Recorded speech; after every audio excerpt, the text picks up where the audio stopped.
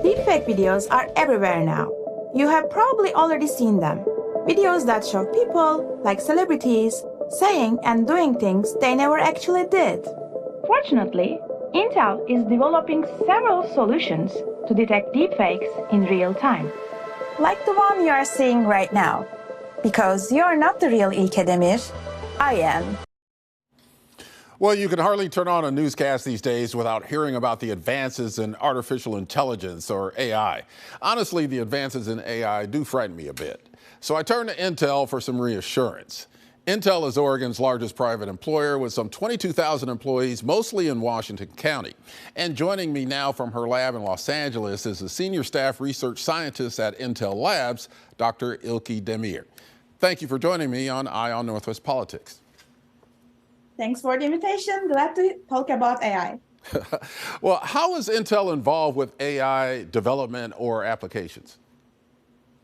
We have many AI applications, all the way from very accelerated AI and approaches to make them be available for everyone in the world and do them responsibly. And Trusted Media, which is a team I lead, is a part of these responsible AI approaches, where we are trying to build this online trusted feature with manipulated content detection, responsible generative AI, and media provenance.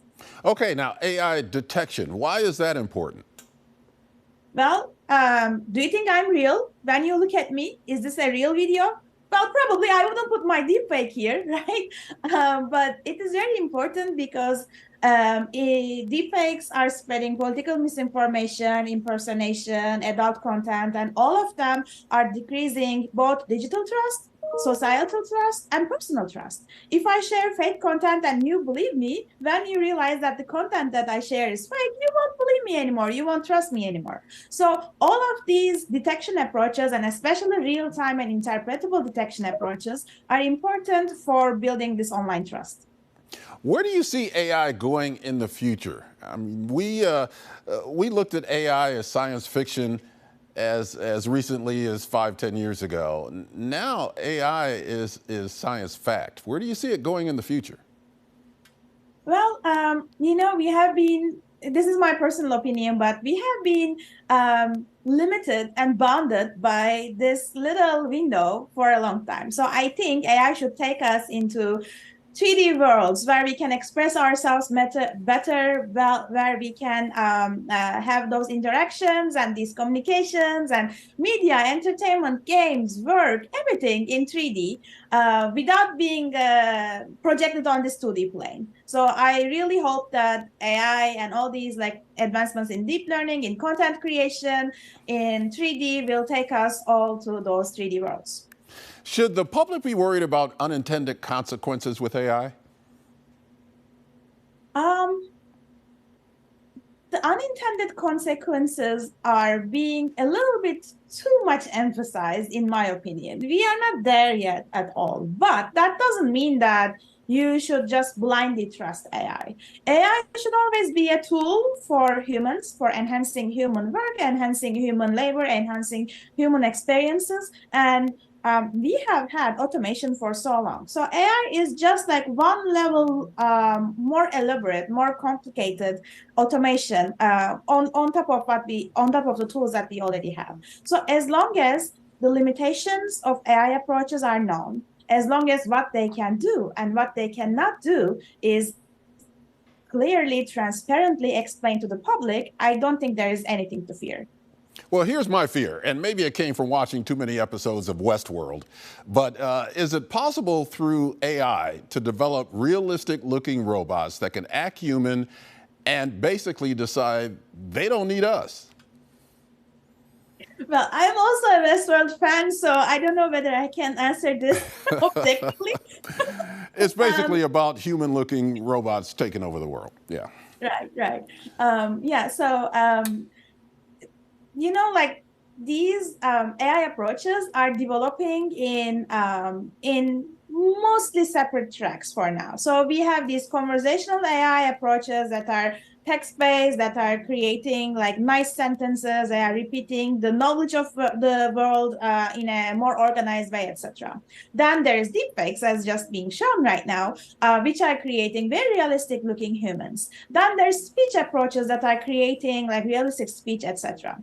But going beyond and deploying all of those into a humanoid and having those synthetic skin and having all those like realistic human movement, even like right now, like being able to realize my gestures just like I am talking is very hard actually. Like the generalization of those AI approaches are not actually that fine-tuned for personal replication in a way that it replicates in a multimodal setting. Multimodal meaning my face, my speech, my hair, my body movement, and all of these are not really easy to replicate in the whole multimodal fashion. So not even like deploying it onto robots, but creating everything with AI is hard right now. So I think we are far from Westworld. All right, that is a little reassuring.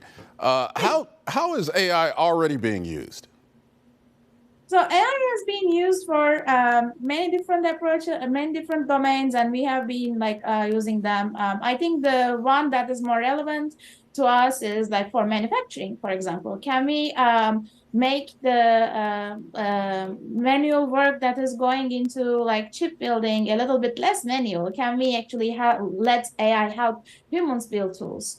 Can we use AI in education? For example, there is like some AI projects that are being used for interactive spaces for kids, and how we can actually let them use that in school environments and home environments, etc. For us, like how we can use AI for a trustful future, for detection, for responsible generation. Can we actually use AI and actually use deepfakes for good in a way that it is not harming the society, not harming the people, etc.? Can we use AI for conversations, for helping us organize documents, images, thoughts, etc.? So there are super nice application areas that are coming up, and I am looking forward to all of them. With AI as we know it now, Chat GPT, for example, can produce literary works, art, music. It can mimic real people online just using a photograph.